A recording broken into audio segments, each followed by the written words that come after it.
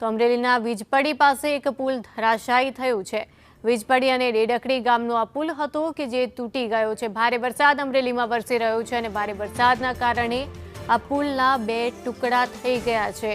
હાલ તો પુલ ભાંગી પડતા વાહન વ્યવહાર સંપૂર્ણપણે ઠપ કરવામાં આવ્યો છે, પરંતુ તેમાં ટુ વ્હીલર ચાલકોની પણ એક ગંભીર બેદરકારી સામે આવી છે। આપ જોઈ રહ્યા છો કે પુલના 2 ટુકડા થઈ ગયા છે। પસાર ન થવું જોઈએ છતાં પણ કેટલાક ટુ વ્હીલર ચાલકો છે, વાહન ચાલકો છે કે જેઓ જીવના જોખમે પણ તેની ઉપરથી પસાર થઈ રહ્યા છે। આ પુલના 2 ટુકડા થઈ ચૂક્યા છે કારણ કે અમરેલીમાં અવિરત વરસાદ વરસી રહ્યો છે અને ઘણા બધા રોડ રસ્તા છે કે જેને પારાવાર નુકસાન પણ થયું છે અને આ વીજપડી અને ડેડકડી ગામનો પુલ હતો કે જે પણ તૂટી ગયો છે।